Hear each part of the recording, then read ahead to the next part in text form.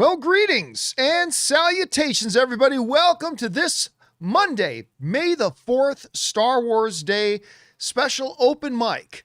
I am, of course, your host, John Campea. Good to have you guys here joining me for Open Mic, the show where the mic is open. The floor, as they would say, is yours. What do you guys want to talk about? That is what we are here to discuss on Open Mic. Really more of a laid-back, relaxed kind of version of the John Campea Show, where all we really do is take your topics that you guys want to send in.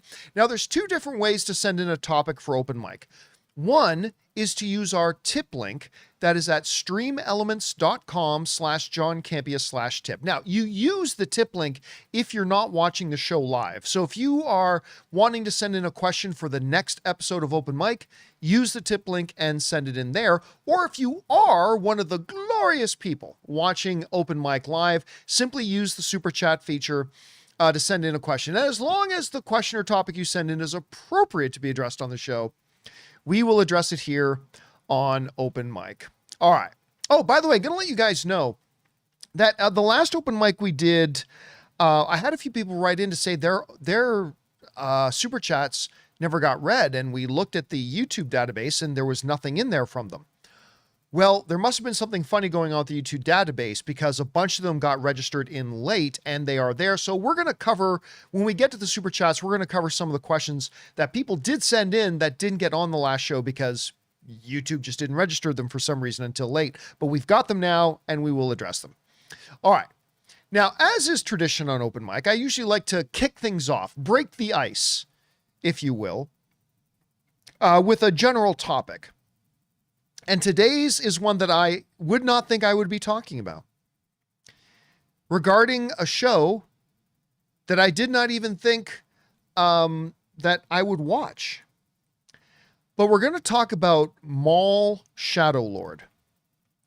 We did our review of it a little bit earlier today on the John Campea Show. And as I mentioned, and if you guys watch the show for any regular period of time, you guys know I have not been interested in Maul Shadow Lord. I mean, it's Star Wars, so I was going to watch it at some point. And it is Darth Maul, who is an interesting character. And it's being voiced by the one and the only, the great Sam Witwer, who I respect a lot. And I think does a wonderful job when he does any of his voicing for Star Wars characters. So I knew at some point I'd check it out, but you know, as I've said, I mean, what is there left to do with Darth Maul? I feel like they're so desperate for content that they'll even take a character they've already killed twice in Darth Maul and try to find any period of time. It's like, ooh, here's 18 minutes between when he woke up this one day and when he had coffee later. There's this 18-minute period of time of Darth Maul that we haven't told a story about yet. Let's tell a story about that 18 minutes. And it, quite frankly, with Maul, it just feels desperate because they just keep going back to it, even though they've already killed him twice. So I was pessimistic. And I haven't been watching it until just a couple of days ago. Anne was off on a work trip out to Boston. And so I decided, I'll use this night now to get caught up on Maul Shadow Lord. Everybody says they like it, so I'll give it a shot, whatever. And so this morning, when the final 2 episodes dropped, I watched the last 2 episodes. So I've seen the whole series now. And if you saw the John Campea show earlier, you guys know I loved it. Kel Supri, shocked, but I loved it. But the fact that I loved it wasn't the part that got some people talking. The part that got some people talking was when I said, oh, not only did I really love it, I think this is singularly and easily the best animated Star Wars thing ever. John, not even the holiday special Boba Fett section. Yes, even better than the Star Wars holiday special Boba Fett introduction. It's even better than that. John, not better than the Ewoks. Yeah, even better than the Ewoks. John, not better than droids. Yes. Oh, yes. How's that for a hot take? Even better than droids. And even better than Rebels. I I see somebody, Grat2000 in the live chat is saying, not better than Bad Batch. Oh, Bad Batch sucked. I'm sorry, Bad Batch sucked. I remember giving Bad Batch a shot and giving it a try. And the first like episode or two, I'm like, wow, this is actually pretty good. But then I went right to the toilet and I finished watching it out. I didn't watch the last season. Admittedly, I did not watch the final season because I tapped out. But I personally, I mean, I'm glad you liked it, and that's your opinion is no more and no less valid than mine. But yeah, I thought it absolutely, completely sucked. But anyway, so up until now, I think Rebels has been the best animated Star Wars thing. And even Rebels at some points had its ups and downs, but overall, I really like Rebels, like a lot. And man, this Maul's Shadow Lord thing just came out and it just went right for the throat immediately. And something that I said earlier today was that the best thing about Maul was that it wasn't just trying to do a cool thing with Maul. It really was a very well-structured, multiple storyline, multi-dimensional story with many rich characters with their own unique motivations and their own sub-storylines, and how it all come together beautifully. And man, I gotta tell you, I loved it. I absolutely loved it. And because, you know, a lot you'd think going into it, and there have certainly been entire storylines of Clone Wars and even Rebels that have been guilty of just being, oh, show this person being cool. But like the story about the police captain and his kid and his family, and about how the wife that he's separated from now works for the Empire, and now the Empire has his family in peril, and the fact that he's kind of been an absent dad and now trying to make good on that. Like, it was really well done. The whole sub-storyline of Jedi Master Dookie. Yes, I know it was Daki, but I'm always going to call him from now on Jedi Master Dookie. But Jedi Master Dookie, who somehow, some way survived the purge with his Padawan, and like them now just going, I mean, even the way he's introduced, like, we can always count on the kindness of strangers. Like just kind of living out the Jedi code in many ways, right? I thought that was incredible. Even how the Inquisitors were brought in, I thought was really well done. The whole political background of, yes, this is a world that's under the Empire, but they stay fairly clear of the Empire, right? Like they make no noise, they keep their heads down. The planet just operates properly. And so it doesn't need much Imperial attention, right? So they're under the Empire, but they get to basically live in many ways free of the Empire because they never give the Empire any reason to come in and become more forceful there. And like the whole background of that with Maul showing up and basically ruining the lives of an entire planet, the whole understory about how the criminal syndicates double-crossed Maul, how the criminal syndicates in and of themselves operate. Like all these interconnected storylines were good on their own merits, and they just coalesced into this really satisfying show. Forget that it was about this cool Star Wars character, Darth Maul. It was on its own merits a really good, enjoyable show. And I had a great time. And then even going more in depth with Maul, like showing his inner demons and struggling with what he's wrestling with and the nightmares he has to endure, and getting a bit of an understanding, even a little bit broader of an understanding, even though they've touched on this stuff before, an even bit broader of an understanding of what it is that makes him tick, but yet never letting you forget that while we can empathize with Maul a little bit, he's still a son of a bitch, right? Maul's still Maul. He's still a villain, right? Like never letting us forget that at the same time. And by the way, the other Dathomir, like the way they also worked in the stuff about the Mandalorians and Mandalore and connecting that to previous storylines. And here's the key thing. This is rich. This is something that I think Kevin Feige can take some notes from and everything. They did all of that with connective tissue to other stories that have been told and all that kind of stuff, but you didn't need to watch any of it. If you had never even heard of Inquisitors before, Maul Shadow Lord told its story in such a way that that's okay. You caught on pretty quickly that these were Force-using Imperial agents. We may not have all the depth and knowledge of the Inquisitors and the Inquisitorius or whatever they called it before. You didn't have to have all that knowledge. You didn't need to know any of it. You didn't need to know about Maul's criminal connections and how the syndicates connect with Maul. You didn't need to know about the whole storyline with Maul and getting the throne of Mandalore. You didn't need to know any of that. The show told you what you needed to know, understand it quickly, and you just went on. And that was, I think, maybe the most genius part of how they put this show together. They put it together in such a way that people like us who are steeped in Star Wars lore would fully appreciate, and yet also execute it in such a way that somebody who's just tuning in to watch this new Star Wars show, whatever. I remember Darth Maul when I went to go see The Phantom Menace, 800 years ago, and just tuned in, that they wouldn't feel lost. It was brilliantly done. Like high level stuff.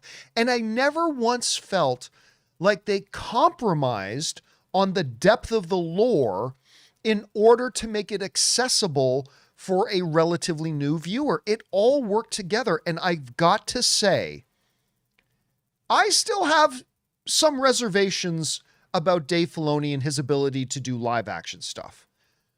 But man, when it comes to the animated format, now I understand Filoni didn't direct, but he's the overall guy controlling everything. When it comes to the animated stuff, man, he's perfected it. He's perfected telling great Star Wars in animated form.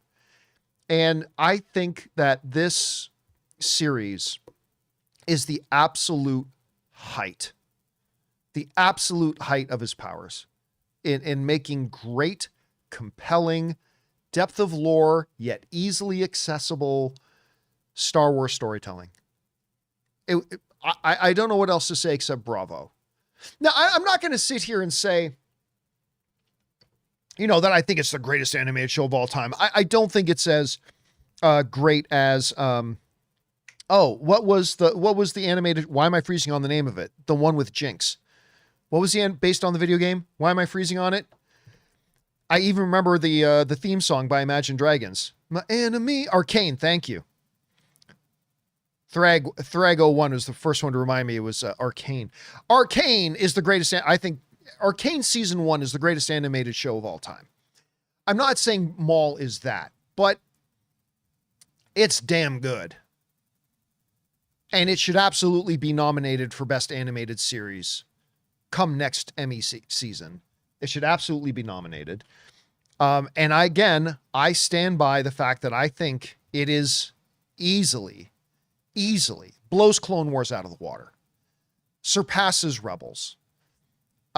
Yes, even better than Ewoks. On the forest moon, they're the Ewoks. None of you guys remember that song. None of you are old enough to remember that song. Actually, some of you guys watching are older than I am, and maybe you do. But anyway, so I'll stand by it. And it's not better than Blue Eye Samurai. No. Culture healers. So like I said, I'm not saying Maul is like the best animated show of the last 5 years. Like I said, I put Arcane in front of it. I do put Blue Eye Samurai in front of it, but it's great. It's great. And for somebody like me, who I was extremely pessimistic about it. And like I told Rob this morning, there are few things I love. And you guys have heard me say this before. There are few things that I love as a movie fan, as a, filmed entertainment fan. There are few things I love as much as having something come along that I'm extremely doubtful or negative or pessimistic about, and then watching it and loving it. That's like one of my favorite experiences. And Maul Shadow Lord definitely filled that. And I highly recommend it. I highly recommend it. And yeah, I mean, the last two series we've gotten, Andor, best live action anything Star Wars has ever done since the original trilogy. And now Maul Shadow Lord is easily the best animated thing Star Wars has ever done. So, yeah, good on them. Congratulations. I couldn't have been happier with it. All right, guys. What do you think? Have you guys have a chance to see Maul Shadow Lord yet? If so, what did you think about it? Leave your comments down in the comments section below. Okay, guys. With that down, let's now do what we are here to do, which is to take your topics and questions. We're going to start off by taking the questions that got sent into our tip link. So let's waste no more time and get over to those, shall we? And we are going to start off with Mike Housley, who writes, thinking ahead to the end of the year, with the success of Project Hail Mary, which is, slowly crawling towards that $700 million mark, maybe, of Project Hail Mary, could the big Christmas toy gift this year be a friendly alien made out of rock? And for those on a budget, could this be a great antidote for the cost of living crisis? Well, no. And by the way, Mike tipped in like $20. Thank you, Mike, for supporting us on that level, man. Listen, all joking aside, there are like fans of Project Hail Mary are insatiable. Like my wife, Anne, we've got, I don't know if I can, let me see if I can find it. I don't know that I'm going to be able to find it, but let me see if I can.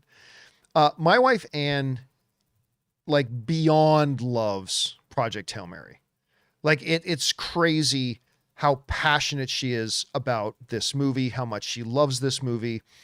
And yeah, it's pretty damn awesome.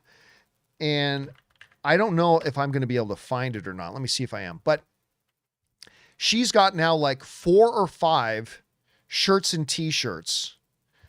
Yeah, this is one of the things from my Instagram. By the way, if you guys aren't following me on Instagram, make sure you follow me on Instagram. I'm simply at John Campea.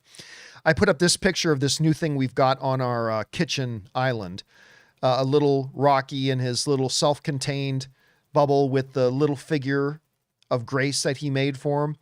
Like, and so she's got 4 or 5 shirts, a bunch of little figurines and stuff like this.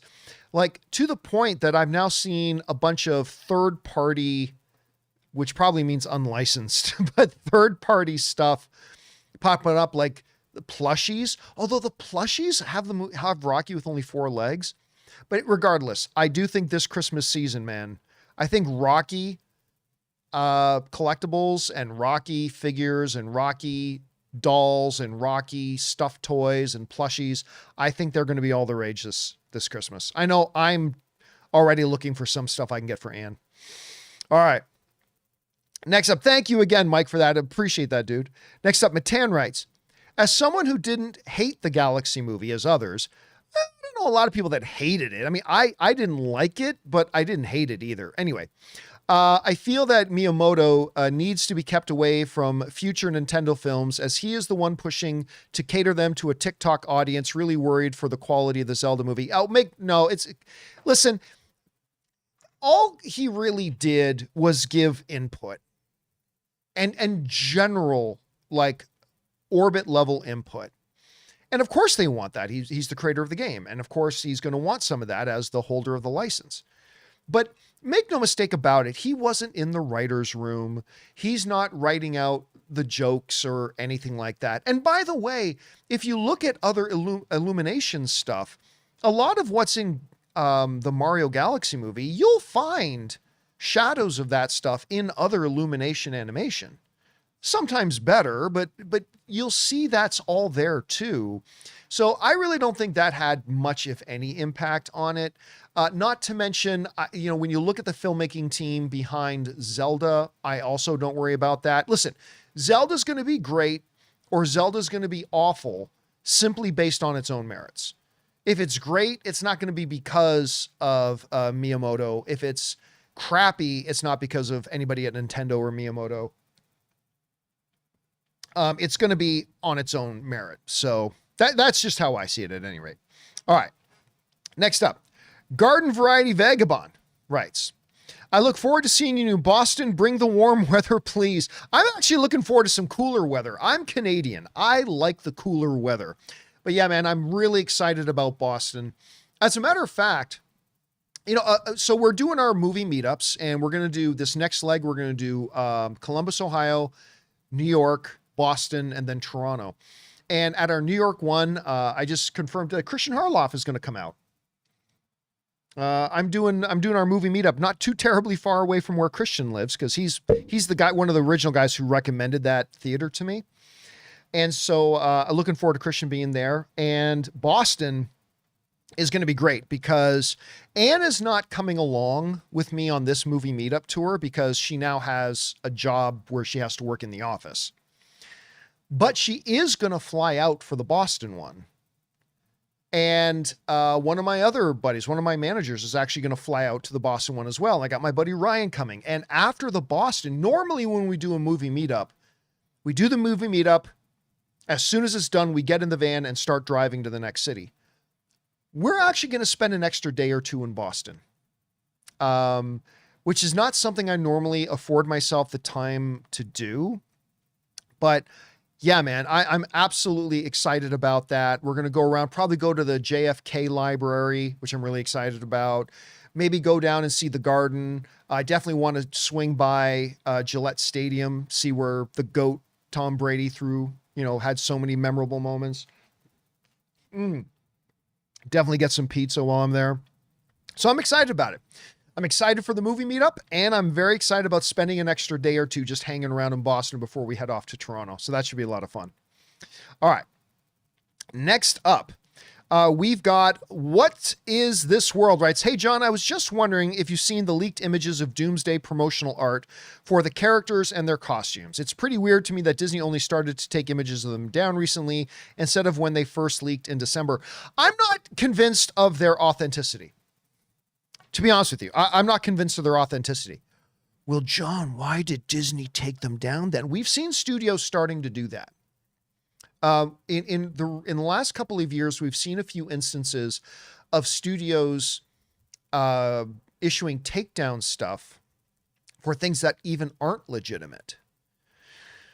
Why? Well, because even things, maybe an argument could be made that things that aren't legitimate can potentially damage the viewer experience even more than legitimate stuff. Now, again, I'm not sitting here telling you definitively that stuff they had pulled down wasn't legitimate anyway. I'm not saying that. I'm just saying that the fact that Disney is starting to get certain things taken down is not an automatic assumption now that means it's legitimate at all.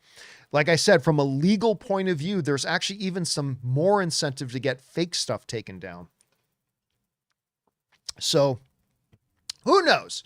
Who knows whether it's real or not? And listen, we're getting closer and closer to Doomsday when all this becomes moot anyway, right? Like the movie's going to come out, then all this stuff won't matter. So, but we'll see. Anyway. All right. Thanks a lot for sending that in. What is? Next up, Colin writes, how the hell does Adam Aaron still have a job? I ask that question every day.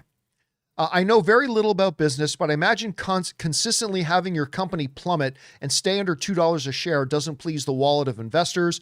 What needs to happen to get AMC stock back up? Well, I mean, I did a video on this a while ago, and listen, let me be very, very clear. As somebody who's constantly very negative about Adam Aaron's leadership of the world's largest movie theater chain, I want to always emphasize that while I don't know the man personally, and I've never met him, I have heard from a couple of people who do know him, who have insisted he's actually in person and in real life quite a nice guy. That he's a solid dude. I mean, I've heard that a number of times.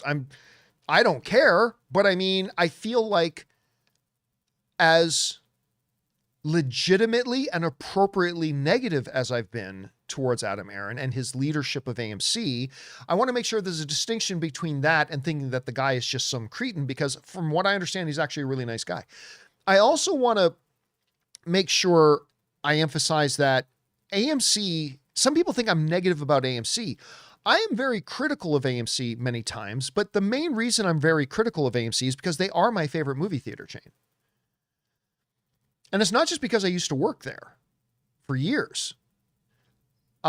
It's because they are, generally speaking, my movie theater going experience of choice. Now, man, I'll tell you what, Cinemark is pretty awesome lately. And Regal, man, I've been like, especially the Spectrum in Irvine, California, the Regal there. Oh my God. Like Rob and I are both like just growing to absolutely love that theater, but I love AMC. I really, really do. And it's because I love them that I'm very critical of them sometimes, because I care more. I care more about what happens to that theater chain than most, and they are the movie going is my religion, right? And going to the movie theater is like going to church. And it's because, and AMC is the largest movie theater chain in the world. You can make an argument that because they're the largest, they're the most important. And so I care more about what happens to them. And therefore, because I care, I'm going to be very critical when I see them doing dumb things. And at the head of all that stuff is Adam Aron, who is a terrible CEO, in my opinion. In my opinion, that doesn't count. He has been just a disaster, not just for AMC, but for the movie industry as a whole. He's an utter disaster. And now, what you asked in the question, what can get the stock back up? One of the things I said in my editorial that can help bring the stock back up is actually something that will have very little to do with AMC. And that's this year being as good at the box office as we've been predicting it will be. And by the way, Project Hail Mary exceeded expectations. Mario Brothers did not exceed expectations, but it was very big. Prada just exceeded, Devil Wears Prada 2 just exceeded its opening weekend expectations. Michael has done very, very well. It's already crossed over 400 million worldwide. We've got a lot of big movies coming this year. The more and more people going out to the movies, that will naturally raise the stock price of AMC. But what else does AMC need to do? Well, I'm not going to relitigate the whole thing, but figure out a way to get the prices under control, both at the concession stand and the movie tickets at the box office. Be more consumer friendly, such as not stealing everybody's time and being so disrespectful to customers by running a half hour of ads for movie people paid to come to see. Anyway, all that kind of stuff. But the biggest thing that's going to help them in the short term is just big movies coming out. That's going to be the thing that helps them the most. All right. Next up, we go to Yakov, who writes, thanks so much for coming to the Roosevelt Field 8. I wrote this in before, but I highly recommend listening to the podcast called 6 Minutes. Never heard of it. That's fine. I'm sure they've never heard of me either. On the road or any podcast from GMZ shows, check out the plot 6 Minutes. Excited. Well, I've got a number of other things I'm going to be listening to. Primarily, I think when we hit the road for the movie meetups, it's going to take us about 30 hours in the van just to get to Columbus, let alone then to New York and Boston. So we're going to have a lot of time in the van. My buddy Ryan's coming along for the trip with me. And thank God Ryan's there to help me, or it would take me twice as long to do the drive. So if any of you come to the movie meetups and you see my friend Ryan, make sure you thank him, because he's really making this possible for me to go do this. Anyway. Where was it? Oh, yes. I definitely want to go through the audiobook. Dungeon Crawler Carl, I think that's the name of it. Correct me in the live chat if I'm wrong about that. I think it's called Dungeon Crawler Carl. I've had a whole bunch of people, including a lot of you guys, recommending to me that I check this audiobook out, and I think this is going to be my time to do it. And so that, plus playing a lot of PlayStation, because Ryan and I are both bringing the PlayStation and the Nintendo Switch 2. And I'm really looking forward to it. Armadillo is saying you'd love it. Well, I'm looking forward to it. I am, and getting on the road is going to give me a chance to finally get around to it. All right. That will do it for all the questions you guys sent in on the tip link. Now it is time for us to go over and start taking the questions you guys have sent in on the super chat. Again, we're going to start with some of the questions that came in late for the last open mic. There's just a handful of them. We'll get through those. Oh my goodness. And I just realized we need to turn off the super chats. So, hey guys, if you still have a question you want to ask, you've got about 1 minute to send in another. If you still have a super chat you want to send in, you've got about 1 minute to do it, because then I've got to shut it down. Let's see here. Where am I starting at? I think I'm starting with generic white male, who wrote in thoughts on the last episode of The Boys and season. I've loved this season of The Boys. And I'm not going to go on too much about this because somebody else also asked about my thoughts on the last episode on the last open mic. But I honestly think the last episode of The Boys, the one with Firecracker, I think that might have been, and I went into great detail about why it was I think it's my favorite episode of The Boys ever. I thought it was very deep and very profound. And I went into great detail, like from my own religious background and stuff like that, as to why I found that episode so compelling, so truthful, and so impactful. And for me, really emotional too. I absolutely loved it. I thought it was the best episode so far, and I've loved the season. I'm not going to say that I think this is the best season of The Boys so far, but I think it's been a great season. And we're getting closer and closer to that big finale, man. All right. Next up, Daily Prophet writes, hey, John, do you believe if the Michael Jackson estate never took out anything from the film, it would have gotten better critic reviews? Thank you. Yes, because I think it would have been a better movie. Because if it wasn't for the big gaffe and mistake that the Michael Jackson estate made, then the movie that Antoine Fuqua envisioned and shot and created is the one we would have gotten in theaters, and I believe that would have been a better movie. Now, I still like Michael. I still had a good time with it. I'm planning to go see it at least one more time while it's in theaters, but it has its weaknesses as a film, and I totally get why there are a lot of critics who didn't like it. I totally understand it. But yes, I think if Antoine Fuqua was able to just delivered the movie he intended, then I do believe it would have been a better movie. And hence it being a better movie, it would have gotten better reviews. So yes, the answer to that question, I believe, is yes. All right. Vixter writes, I swear is now U.S. cinemas. See it if you can. Oh, is now in. Oh, I don't know what I swear is. I'll go and take a look to see what that is, Vixter. Next chance I get. Mike Vetter writes, some people online think Batman should at least be mentioned in Clayface, but how far into the past does this movie need to take place? If it's more than 20 years, Bruce might not even be Batman yet. It doesn't matter. Batman absolutely does not need to be mentioned in a Clayface movie. At all.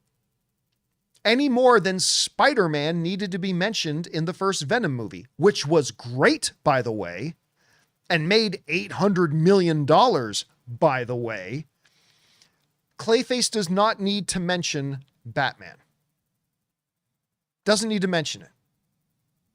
Yes, every time we've seen Clayface has been in relation to a Batman story. So therefore, every time we've seen Clayface, it's been in relation to Batman, notwithstanding Creature Commandos. But not everything involving Clayface also involves Batman. Just like there are many episodes of Batman that never mention Clayface, the majority of Clayface's life would also be free of Batman. Right? How many episodes of the original Batman animated series did Clayface get mentioned? 5% of them? So, if 95% of Batman's adventures are free of Clayface, why can't 95% of Clayface's life and, I won't say adventures, but his mischief would also be free of Batman? So no, Batman doesn't need to be in it at all or mentioned at all. Is it okay and appropriate if they do mention it? Sure, absolutely. But does it need to be there? Absolutely not. Absolutely not. The first Joker movie proved it. The first Venom movie proved it. It doesn't need it. It's totally fine if they want to put that in because it is Gotham. Batman's there. Sure. But does it need to be there? Absolutely not. No, Absolutely not. All right. Thanks for that, Mike. Next up, Team Caboozles writes, better career, Simon Pegg versus Carl Urban. It depends. If you're just talking about a purely acting career, Carl Urban. Simon Pegg has also done more writing, though, and I believe some producing as well. So, I mean, I don't know. It really all depends on what your criteria is for success. But I'll just say I love both these guys, by the way. I've moderated panels with both of these guys. I've had Simon Pegg at a couple of my things. Simon Pegg and Edgar Wright and Nick Frost invited me to be the moderator and the MC for their World's End big LA screening. When they did the Q&A afterwards, they invited me to come down and be the moderator for that. I've had them on panels of mine. They've been great. Carl Urban was on my Masters of the Web panel. I got to be the moderator for the world's first screening of Judge Dredd, Dredd, I should say. And I love both of these guys. And so it depends on the criteria. But if we're just talking about who's had the more straight up successful acting career, I will say Carl Urban. But again, if you change the criteria, it might be Simon Pegg, depending on where you're going with. All right. Good question, though, Team Caboozles.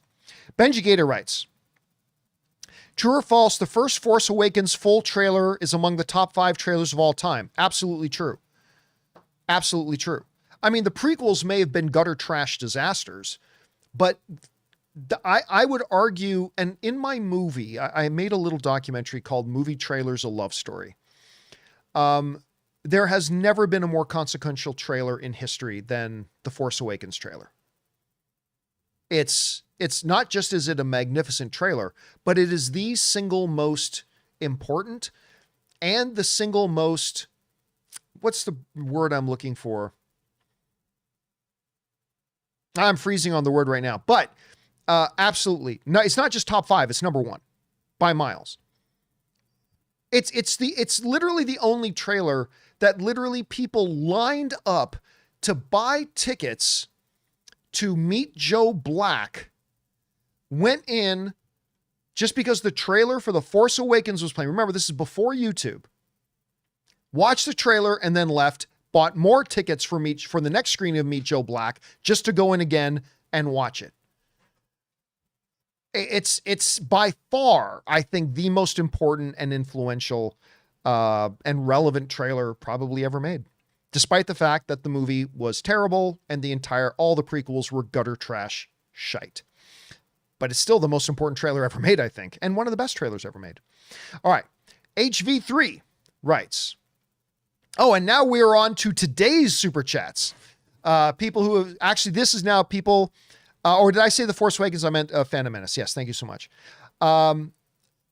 Let's see. Oh, wait a minute. You were asking, oh, you know what? I do this all the time. I confuse Force Awakens and Phantom Menace.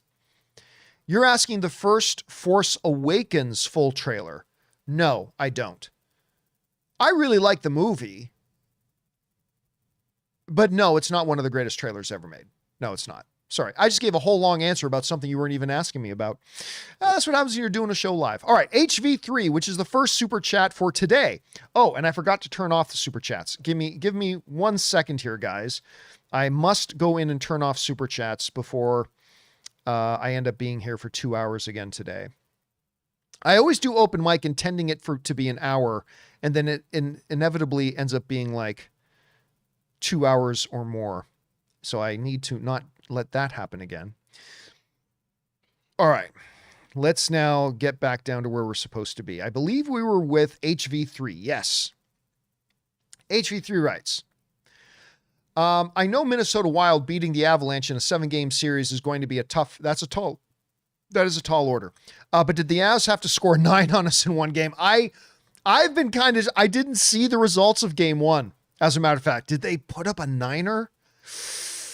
Ooh, but listen, that's the nature of the game, man. Like, you can get scored on 9 times one night and then get a shutout the next. So hang in there, buddy. Hang in there. I think it's been a great season for the Minnesota Wild. All right. Vaz writes, hey, John, I know you're more of an expand the Star Wars lore with other stories, but what are your thoughts on Vader coming at the end to be that connective tissue. Love the art style of the show. I don't want to go too in depth into anything just because there are some people watching this who may not have seen the final episode yet. But I'll just say I thought it was appropriate. I thought it fit. It wasn't forced. It was completely made sense and would be appropriate given that circumstance and given who Darth Maul is. All right. Let's see. Armando writes, is Baker Mayfield better than Jalen Hurts? Oh, that's not even a question. Absolutely he is. Yeah. Because I've always believed two things. I believe Baker Mayfield is underrated and I believe Jalen Hurts is overrated. Now, don't get me wrong. I'm not saying Jalen Hurts is a bad quarterback. I'd take him on my team for sure, depending on who my quarterback was. I think Jalen Hurts is a good quarterback, but I don't think he is an elite level quarterback. Never have. I don't think he's close to elite. Whereas Baker Mayfield, let's put it this way. There's not a lot of quarterbacks that I would take over Baker Mayfield if I had one game that we had to win. Now, obviously, you're going to have your Patrick Mahomes. Obviously, you're going to have your MVP, Josh Allen. Yeah. But I do think Baker is underrated. And I think he got the last laugh over the Cleveland Browns. He's still laughing at them today. But in the basic question, do I think he is a better quarterback than Jalen Hurts? Yes, but that is not to say that I think Jalen Hurts is a bad quarterback. I just think he's a little bit overrated, and I think Baker's a little bit underrated. All right. Next up, Armando writes, better performance, Chris Hemsworth in Rush or Jeremy Renner in Hurt Locker? Jeremy Renner in Hurt Locker. Chris Hemsworth may have given his best performance in Rush. That he also starred in with fellow MCUer Daniel Bruhl, directed by, I believe Ron Howard directed that. It's a fantastic movie and his performance in it is terrific, but Jeremy Renner's in Hurt Locker, I will just put a little bit above it. Yeah, they're both great, but I'm going to put Jeremy Renner's performance. But I'm not necessarily saying Jeremy Renner's a better actor than Chris Hemsworth, but you're just asking me with those two particular projects. I'm going to put Jeremy Renner over on that one. All right, Armando also writes, better film, Tobey Spider-Man 2 or Captain America 2? Easy, Winter Soldier. Listen, Tobey Spider-Man 2, for a long time, had an argument to be made of being maybe the best comic book movie of all time. But then the comic book genre started to evolve. And one of the things that came out of that evolution was Winter Soldier. And I believe Winter Soldier is a top 5 greatest comic book film of all time. Mm-hmm. Yeah. Not quite top 3. But I'll say it's a top 5 greatest comic book film of all time. Tobey Spider-Man 2 is iconic, legendary, and one of the most important comic book movies ever made. But yeah, if you're asking me, and everybody's going to have a different opinion, Winter Soldier, I'll take that over Spider-Man 2. All right, Jesse Keller writes, hey, John, Jesse Keller here. I hope you remember. I've been watching for years. I'm so excited you're coming to New York. Can't wait to get to shake your hand. I'm probably going to be a little starstruck. Listen, I am always, it never stops. Every time we do a movie meetup, and I think we've done like 16 or 17 of them now, I swear to God, this is true. I'm always amazed that more than 5 people show up. I swear to God, I'm always amazed more than 5 people show up. I still think, I think the first one we ever did, was Phoenix, Arizona. I think Phoenix was our very first movie meetup. And I was honestly expecting, swear to God, 3 or 4 people to show up. Like 3 or 4 people. And I think the theater sold out. And like, then we go outside after the movie and like this huge group of people. And I'm like, oh my God. Like it always floors me. So I'm the one who's geeking out at these things. So be very clear about that. I'm the one who's geeking out. We'll look forward to seeing you there, Jesse. All right. Richard writes, Hey, John, I saw The Sheep Detectives yesterday. It was better than I expected. Hilarious, clever, and heartfelt. I highly recommend it. Listen, everybody is raving about Sheep Detectives. Everybody is raving about it. I know there are some people at the studio who think it's the best film they have coming out in years. I've talked to some people that absolutely adore this film. And like the last time I checked, it's got like a 94%. And it's written by Craig Mazin, the guy who wrote Chernobyl, maybe the best miniseries ever made. And he wrote The Last of Us.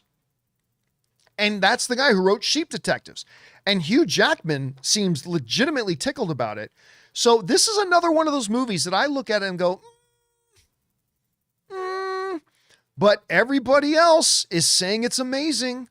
And I know my wife Ann is like dying to see it. So I'll be seeing it opening day. I'm skeptical about it, but everybody else seems to think it's absolutely amazing. And thanks for adding your name to the chorus of that, Richard. Appreciate that, man. All right, next up, Rudger Cole writes, I'm so excited to see James Marsden as Cyclops one more time. He was my childhood. I really hope they give him what's due. Listen, don't expect, there's a lot of characters and a limited amount of screen time.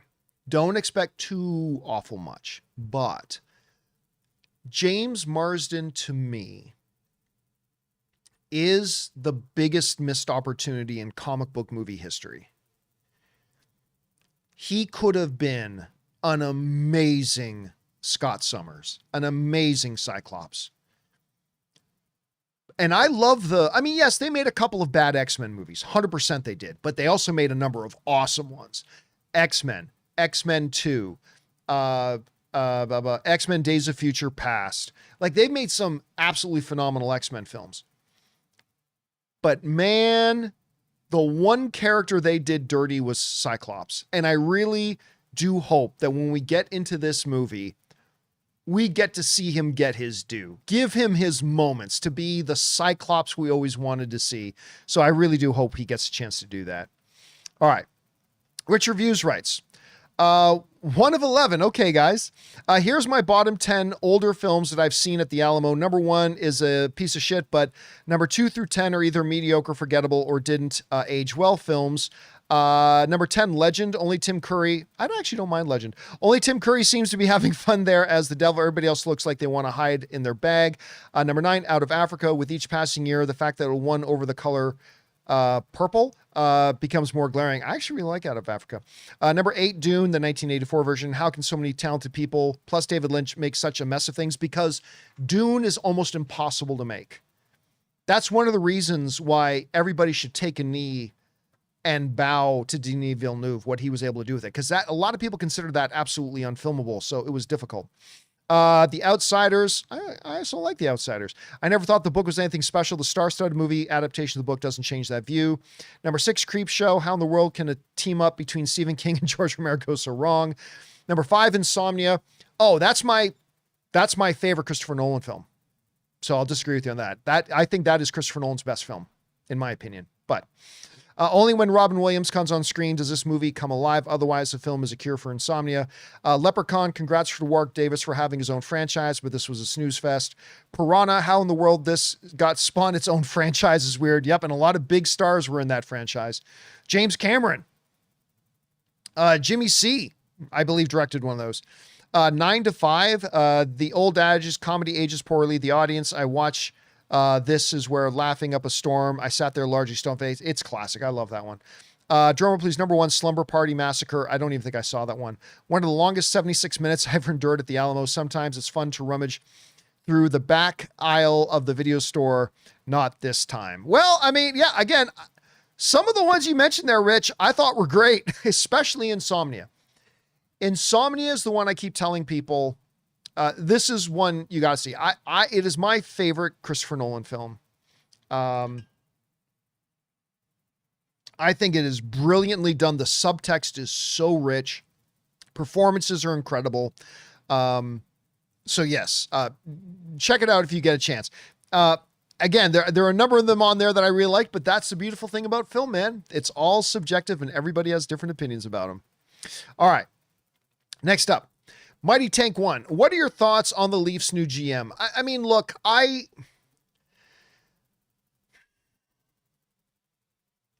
still think the team overreacted at the end of last season. The reality is the Leafs took the eventual Stanley Cup champions to Game 7. And if I'm not mistaken, after barely getting by Toronto by the skin of their teeth, they then, if I'm not wrong, they swept the Oilers in the Stanley Cup finals. Like, the Leafs would have won the Stanley Cup. And I think that I am still of the belief that the team overreacted and overcorrected. The team needed some very fine tweaks. Instead, it made some major overhauls. And I'm just still stuck on that, man. I'm just still stuck on it. Anyway, Detroit Dog writes, will Michael making $424 million in 10 days over under 20%? It makes $800 million. I'm going to say over 20%. Like, you're not saying 50-50, because I would probably say under 50%. But 20%? I'll take over 20% that it makes 800. Again, I still think if it had been a better overall movie, this is a $1 billion film. I think if it was, because again, as a celebration of the music of Michael Jackson, it was totally delightful and I had a great time. But I do wish they had made a better overall movie. And I think if they had, and again, I'm pro this movie. I'm going to go see it again. But I think if they had just made it a little bit better, I honestly thought that this was a potential $1 billion film. So at this point, I'll say over 20%.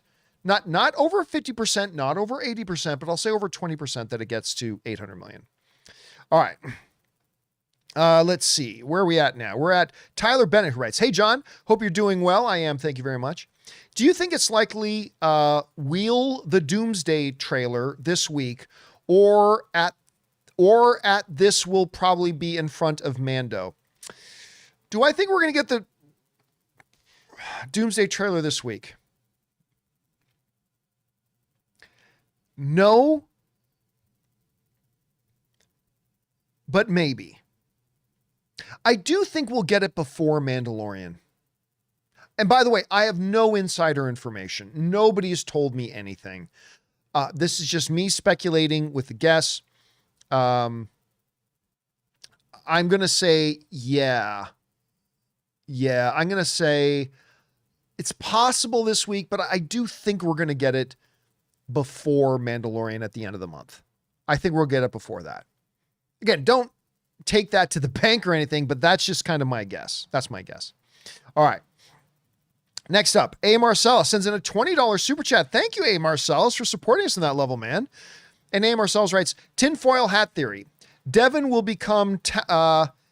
Oh, based on Darth Talon. I think Filoni will eventually do a Luke New Jedi Order show. Talon will be one of Luke's enemies. Oh, I don't think that. No, they're not going to do a Luke New Jedi Order. They're not. Talon will be one of Luke's enemies, especially after she finds out he is Vader's son. I'm going to disagree with you for a couple of reasons. Like the story that we read about, the reports that we read earlier today, which may be incorrect, by the way, the reports that we read earlier today, was that Star Wars and Dave Filoni and his co-CEO, I keep forgetting the name of his co-CEO, but anyway, that they are going to move in the direction of new eras and new stories and stop fucking finally going backwards. And so because of that, I do not think we should get a Luke New Jedi Order. Luke is my all-time favorite Star Wars character, but it's time to fucking move on. Like, it's time to move on. And it's time to move on with new characters, new stories, new environments, new places in the galaxy. It's time to just move on from that. And so I don't think that's what they're going to be doing. Plus, she mysteriously disappears at some point. And you don't just get to call yourself Darth. There's a reason Maul isn't called Darth Maul anymore, because he's not in the Sith anymore. And yeah, so look, I could spend the next 20 minutes sitting here charting out and putting all the pins in why I don't agree with the theory. So no, I think they're going to do something really interesting with her. I do, but I don't think that we're going to see that come to pass. But you never know. That's a big swing, Marcellus. That's a big swing, and I like big swings. So I don't think so, but I like that you're thinking that on that scale. I like that you're thinking that large. All right. Next up, we got Marcellus again who writes, but the fanboy in me really wants an animated Luke show. Also, it's time to move on from the Skywalkers. It's way overdue. Animated Luke show, especially if Filoni and his team can keep up this type of writing momentum. Time to move on. I mean, again, listen, I was skeptical about Darth Maul and I ended up loving it 100%. And it could happen again by doing a Luke show. But guys, we've been on Luke Skywalker for getting close to 50 years. It's time to move on. We've told Luke's story. It is time to move on. Now, is that to say that if they did do a Luke Skywalker animated series that I wouldn't watch it? Well, of course I'll give it a shot. 100% I will. But it's just philosophically and principle, it is bloody time to move on. Like, we've been stuck in the same effing gear for so long. It's just time to move on. That's just how I feel about it at any rate, Marcellus. All right. Let's see. Next up, Tyler Bennett writes, did you happen to see the behind-the-scenes clip of the sound effects of Maul's saber? They incorporated Sam Witwer's scream into the sound of the swing. I did not. That is interesting, though. Again, I have all the respect in the world for Sam Witwer, man. I just think the dude is so freaking talented. He does such a great job in the voice of Maul. But I did not know that that's how that they incorporated his actual voice into it. That's pretty interesting. No, thank you for putting that on my radar, Tyler. All right, next up. Johnny B1 writes, hey, John, do you think we will get a new Lanterns trailer soon since we now have a release date and the new photo drop from James Gunn? I don't think we're going to get another trailer till somewhere for at least another month. I honestly don't think, because what they, correct me if I'm wrong in the live chat, guys. I think they said August 14th or something like that. Was it August? It's August something, right? That they're going to be dropping Lanterns. I think it was August 14th. Correct me if I'm wrong again in the live chat there, guys. Being that far away, yeah, I don't see us getting another one till mid to late June. So I think we're at least a month away from another trailer. I don't see there being any need to put out another trailer this soon or this early. I think they can wait until June and then in July give us the final trailer that leads up to the August release. At least that's how I kind of think about it. Again, let me know if you think I'm wrong. Oh, 16th, August 16th. You guys in the live chat are telling me it is the 16th. There you go. Yeah, so I don't expect one until at least June. Again, nobody's told me that. I'm just speculating as a movie fan, so we'll see. All right, thanks for that, Johnny B. Next up, Shikster writes, if you haven't, you must read Dungeon Crawler Carl. Again, like I said earlier, I'm planning on listening to the audiobook in the 30-hour trip going to the East Coast and the 30-hour trip coming back. I am definitely going to do Dungeon Crawler Carl. Thank you for the additional recommendation, man. All right. Let's see. Mark Branson writes, hey, John, looking at someday moving to the Los Angeles area, any advice for career paths beyond video production? Honestly, I'm the wrong guy to ask. What do I know about any other career path? And if you want to ask about how to get into law, I might be able to help you out. If you want to ask about getting into YouTubing, I might be able to help you out. But I'm not the guy to ask for.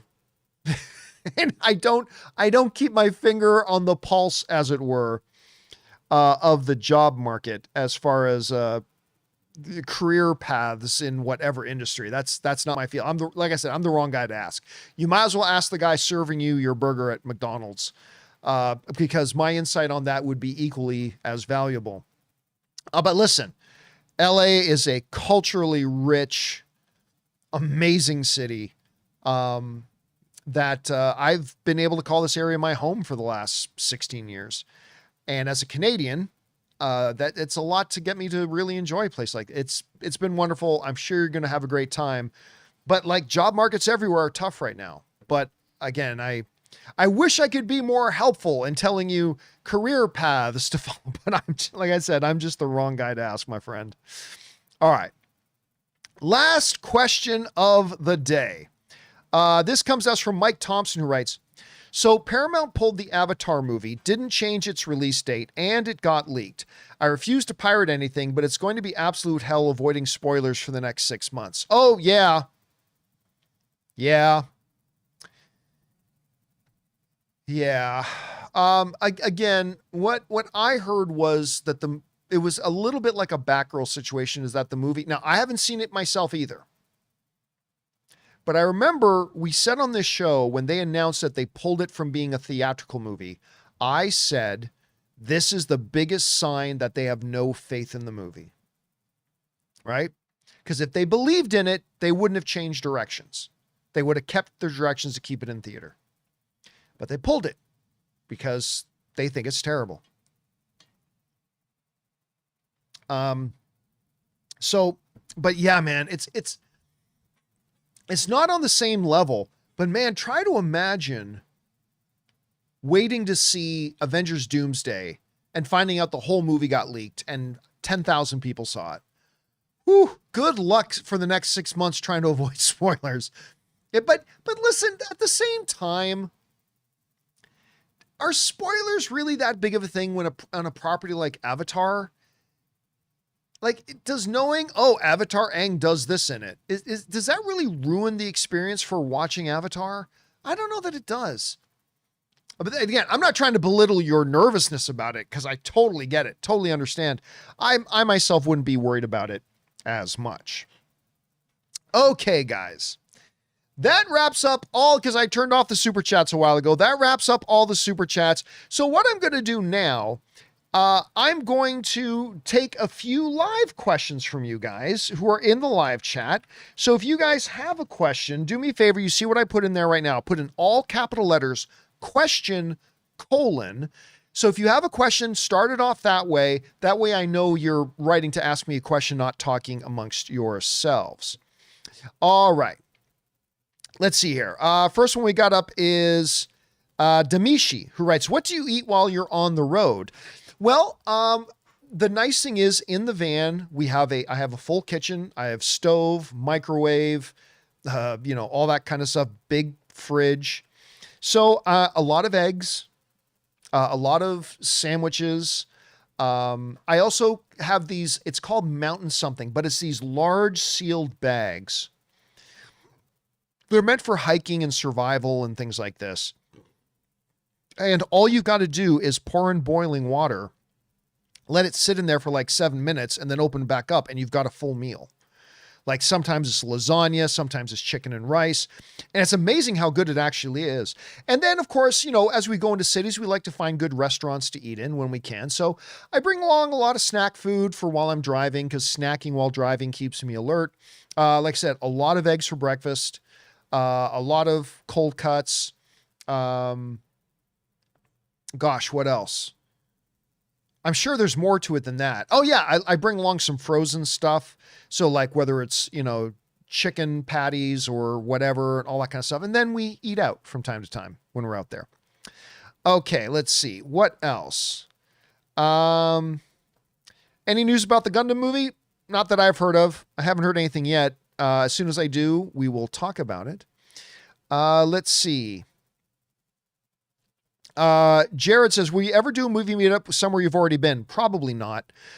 If not exactly in the same place, how near? Saw you were in Denver, but I live in Colorado Springs, about an hour south. Because there are so many cities, I'm probably not going to do like cities that are within an hour of each other. Now, somebody might then say, but John, you did a movie meetup in Hamilton, and now you're doing one in Toronto, and that's less than an hour away. Yeah, but that's home. That's home for me. So I reserve the right to do that because it's my tour and that's home for me. So yes, I will probably do that. But yeah, probably not. Although I'm never going to say never. I'm never going to say never. Just for now, I'll say probably not. But we'll see. All right. Let's see. Lewis Berry says, 5 character. I don't do top 5 questions, just so you know, because I never do that stuff because I like to be able to think those in advance. Let's see. Is this an overreaction? If Brand New Day makes 2 billion, then Doomsday will make 3 billion. Doomsday is not going to make 3 billion, but I don't think it's going to make 2 billion either. But I will say this: if Spider-Man Brand New Day makes 2 billion, and it won't. But if it does, then Doomsday will also make well over 2 billion, but I still don't think 3. Again, I don't have a crystal ball. I'm just guessing. That's my take on it. Let's see. Diego writes, thoughts on Monarch season 2 finale. I love that they will focus on other monsters like Rodan for next season. Listen, I just really like the season overall. I didn't think the finale was particularly strong, just being honest. I didn't think the finale was particularly strong. That said, it was still pretty good for a finale, and overall I love the season. I really did. But the whole thing, Monster X is just going to follow the girl. Why? What on earth just because you say this girl could hear something in the water, what on earth led you to the logic of thinking, if we fly the helicopter in front of it with her standing in the back, it's just going to follow her? Where did you get that logic from? Anyway, but it was still a good ending. But overall, I thought the season was great. I really did. Yes. All right. I'll just take a couple more here. Let's see. James writes, does the Odyssey trailer tonight have to be better than the Dune Part 3 trailer? No. Why? Why would it have to be better than another movie's trailer? 2 heavyweight fighters, in my opinion. No. This isn't a zero-sum game. Like, both movies can be very successful. One trailer does not have to be better than the other. What's important is that the Odyssey trailer is good. That's the important thing. It doesn't matter if a Dune 3 trailer is better. It doesn't matter if a Doomsday trailer is better. It doesn't matter if a Sheep Detectives trailer is better. It doesn't matter. Like, none of that matters.